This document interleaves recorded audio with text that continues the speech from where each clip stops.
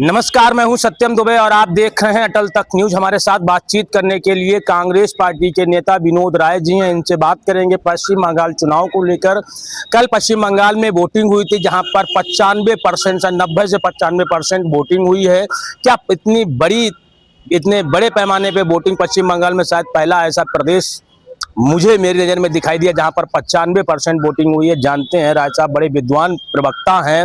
राय साहब, 95% वोटिंग पश्चिम बंगाल में हुई है, किसको फायदा दिखाई दे रहा है आपको? देखिए, सबसे बड़ी चीज है कि हमेशा कोई भी चुनाव कर आप देख लीजिए, वोट ऑफ परसेंटेज जो पश्चिमी बंगाल में पड़ता है शायद वो देश के किसी सूबे में नहीं पड़ता। उसका हमेशा परसेंटेज, पोलिंग का परसेंटेज वहां हमेशा हाईएस्ट रहता है।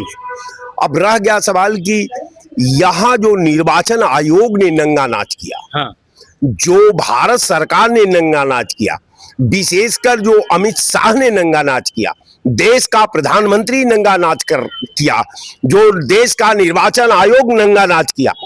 नंगा नाच में वहां के लोगों में, आम मतदाता में भय व्याप्त हो गया कि अगर मैं वोट पोल नहीं करूंगा तो हमारी भारत की नागरिकता समाप्त हो जाएगी। उनको अपना अस्तित्व बचाने के लिए, उनको पश्चिमी बंगाल के मतदाता के रूप में अपना वजूद को कायम रखने के लिए, वहां अपनी भागीदारी और अपनी भूमिका दर्शाने के लिए आम लोग घर से निकले। वहां दलित भी, शोषित भी, पीड़ित भी, बैकवर्ड भी, अपर क्लास भी, एक एक वोट वहां जो पोल हुआ, वो हिंदुस्तान की सियासत में पश्चिमी बंगाल ने ये पहला एग्जाम्पल देश की पटल पर रखा है। अब मैं निश्चित तौर पर मैं मानता हूं कि जो निर्वाचन आयोग ने निर्वाचन की नियमावली में भारत की मंशा के विपरीत जो डाटा पेश किया, वो सबसे घातक था। और वहां के आवाम ने, चूंकि वहां के मतदाता अपने विशेषाधिकार को प्राप्त करने के लिए कोई भी शहादत देने को तैयार है, यही कारण रहा कि वहां वोट ऑफ परसेंटेज हाईएस्ट हो गया। अब ये कोई इसमें हैरत की बात नहीं है, इसमें सिर्फ इतना बात है कि उनको, वहां के मतदाताओं को ये लगा कि ये सरकार जो है हमारा संवैधानिक अधिकार छोड़ना चाहती है, जो हम हिंदुस्तान के पार्ट है उससे वंचित करना चाहती है। भाजपा के लोग ये कह रहे हैं इतने बड़े पैमाने पे वोटिंग इसलिए हुई क्योंकि वहां पे हिंदू परेशान था, हिंदुओं ने बढ़ चढ़ के हिस्सा लिया है। सबसे बड़ी बात है कि जो भाजपा का जो हिंदू है वो पश्चिमी बंगाल में नहीं है। भाजपा वाले हिंदू पश्चिमी बंगाल में नहीं है। शायद भाजपा को ये मालूम नहीं कि भाजपा 70 सीट के लगभग पिछला चुनाव में इसलिए पा गई कि अकेले थी। वहां 120 सीट पर त्रिकोणीय लड़ाई है। भाजपा जो अभी इसके बावजूद भी उसको लग रहा है कि हम चुनाव निकाल सकते हैं, हम सरकार बना सकते हैं, हमारी हाईटेक जो पॉलिसी है उसका कोई जवाब नहीं दे सकता, तो वो मुगालते में है। राय साहब, जिस तरह से आपने देखा मनोज तिवारी को और अनुराग ठाकुर को मंगल वाले दिन भगवा पहन के टीका लगा के मछली खा रहे थे, पश्चिम बंगाल के नायकों को यह संदेश दिया कि अगर भाजपा की सरकार आ जाएगी तो मछली बंद नहीं होगी। बिल्कुल, कारण ये है कि सनातन की बात अगर आप करते हैं, फिर जो है आप हिंदुत्व की बात करते हैं, तो आप ये मानकर चलिए कि सनातन जीवों पर दया करने का उपदेश देता है। राय साहब, अभी आपने देखा हरदोई के विधायक ने कहा पत्थर को मत पूजिए, पत्थर के सामने मत गिड़गिड़ाइए, नरेंद्र मोदी जी और योगी जी के सामने गिड़गिड़ाइए तो भला होगा। क्या आप देश का आम नागरिक प्रधानमंत्री के सामने गिड़गिड़ाएगा तब उसका भला होगा? सबसे बड़ी बात है कि सही उन्होंने कहा। वो लोग बिल्कुल सही बात कहते हैं कि आप पत्थर के मूर्ति के यहाँ मत जाओ। वो जानते हैं कि जो पत्थर की मूर्ति है उसका व्यवसायी तो मोदी जी है, तो फिर मोदी जी को पूज लो। जिसको हम अपना धर्म मानते हैं, जिसको हम अपना राम मानते हैं, जिसको हम अपना सनातन मानते हैं, जिसको हम अपना हिंदुत्व मानते हैं, उसको तो भारतीय जनता पार्टी मानती ही नहीं है।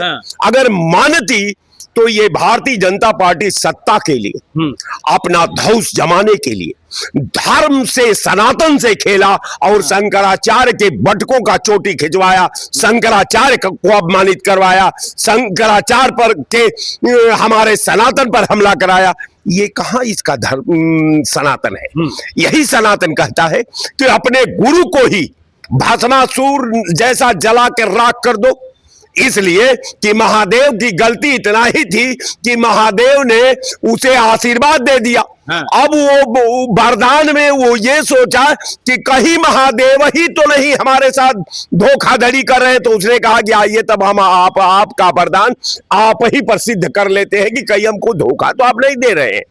वही भारतीय जनता पार्टी भस्मासुर की तरह पूरे सनातन के सर पर, पूरे हिंदुत्व के सर पर, पूरे मानवता के सर पर, पूरे लोकतंत्र के सर पर, पूरे संविधान के सर पर हाथ रख करके ये विधा को जलाना चाहती है, ये आवाम को जलाना चाहती है, ये सिस्टम को खात्मा करना चाहती है। इसलिए मैं आपके चैनल पर इतना ही कह सकता हूं, अभी तो इसका विधायक कह रहा था कोई हरदोई का कि आप जो है भगवान के मंदिर में जाने की क्या जरूरत है, आप तो जोगी और मोदी जी का पूजा कर लो। तो फिर उसको ये बता देना चाहता हूं कि आप जब मोदी या जोगी जी ही भगवान थे तो मोदी जी किस राम को ले जाकर के अयोध्या में प्राण प्रतिष्ठा कराए? कारण ये है कि ये क्या कहते हैं, ये भाजपा ही है ना, तो भाजपा वाले क्या कहते हैं, क्या सोचते हैं, ये गिरगिट की तरह रंग बदलते हैं। जब सनातन पर चढ़िए तो हिंदुत्व पर भाग आएंगे, जब हिंदुत्व पर घेरिए तो राम पर चले जाएंगे, जब राम पर घेरिए तो मोदी पर भाग जाएंगे, जब मोदी पर घेरिए तो हिंदुत्व को खतरा बताने लगते हैं। तो कारण यह है कि पहले तो तुम ये बताओ कि तुम हिंदू हो। हिंदू तो रावण भी था, उससे बड़ा हिंदू कौन था?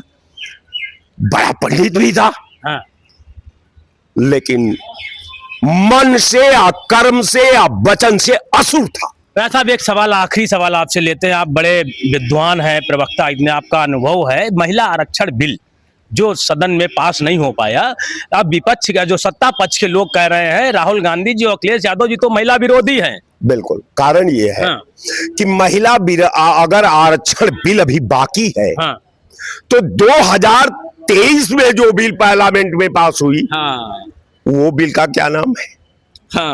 अगर यही 2026 वाली बिल आपका महिला आरक्षण बिल मान ले तो 2023 में जो पास कराए थे, आज सारा विपक्ष आपके साथ खड़ा था, वो बिल कौन थी? उसका नाम क्या था? कारण ये था कि बिल तो पास है, बिल पास करने के बाद भारतीय जनता पार्टी पूरे देश को क्यों नहीं बताती कि जिस बिल को तुम्हारे नेतृत्व में पास किया गया, जिस संविधान का तूने शपथ लिया है, उसमें 33% आरक्षण आप अपने पार्टी में क्यों नहीं दिया? आप असेंबली में क्यों नहीं दिया? आप मंत्रिमंडल में क्यों नहीं दिया? आप केंद्रीय मंत्रिमंडल में क्यों नहीं दिया? आप जो है अपने सिस्टम में क्यों नहीं दिया? कारण यह था कि महिला आरक्षण के बिल के नाम पर तमिलनाडु और पश्चिमी बंगाल की महिलाओं को गुमराह करके आप अपने पक्ष में वोट कराना चाहते थे। आप ये संदेश देना चाहते थे कि ये विपक्ष जो है महिला विरोधी है। अब मैं महिला का भक्त हूं। आप पूरे देश का घटना उठाकर देख लीजिए, गाजियाबाद से लेकर के वाराणसी तक, देवरिया से लेकर के झांसी के बीच में कोई ऐसा घटना बता दीजिए महिला सम्मान में कि कोई भी रेप हुआ है जहां भारतीय जनता पार्टी के नेता न इन्वॉल्व हो। एक रेप का नाम बता दीजिए। अब कारण यह है कि जब भाई सैया भइल कोतवाल तब डर काहे का, तहरीर तो उसी को लिखना है साहब, आए अपराध भी उसी को करना है। तो अब कौन लिखने वाला, कौन सुनने वाला, ये हमको समझ में नहीं आ रहा है। कारण ये है कि भारतीय जनता पार्टी जोगीड़ा का बड़ा माहिर है। चित्त भी मेरा, पट भी मेरा। एक जगह जहां इसको घेरेंगे वहां से आप पल्ला झाड़ करके भाग जाएगी, फिर वहां पहुंचेगी, फिर वहां घेर दीजिए, वहां से भी भाग जाएगी। तो कारण ये है कि भारतीय जनता पार्टी कोई राष्ट्रभक्तों की पार्टी नहीं है। ये राष्ट्रभक्त कहां से आ गए? जिनकी शुरुआती दौर में केवल इस संगठन को अंग्रेजों का मुखबिर के रूप में अंग्रेजों ने यूज किया, जो 1967 तक भारत को आजाद नहीं माने और 2002 तक अपने कार्यालय पर झंडा नहीं फहराए, ये कौन राष्ट्रभक्त है? राष्ट्रभक्त कौन है? इनका एक नेता का नाम बता दीजिए जो राष्ट्र के निर्माण में फांसी पर चढ़ा हो, जेल में गया हो। नहीं आप बता सकते, कारण कि आप जानते हैं कि कोई आपका था ही नहीं। आप तो मुगलों के भी शासन में आप ही मालिक रहे, फिर अंग्रेजों का 200 साल शासन आया, फिर आप ही मालिक रहे, फिर काले अंग्रेजों का शासन आया, आप ही मालिक है साहब। अल्लाह आप पर रहमो करम है आपका।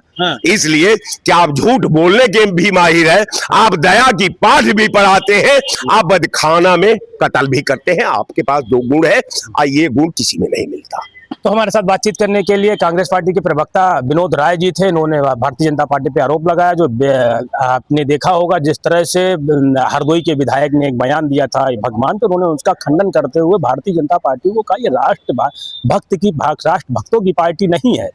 और पश्चिम बंगाल चुनाव में बोले पश्चिम बंगाल चुनाव में जो जिनको ये डर था मेरी नागरिकता चली जाएगी, उन्होंने बढ़ चढ़ के हिस्सा लिया। यही कारण रहा पश्चिम बंगाल में 90 से 95% वोटिंग हुई।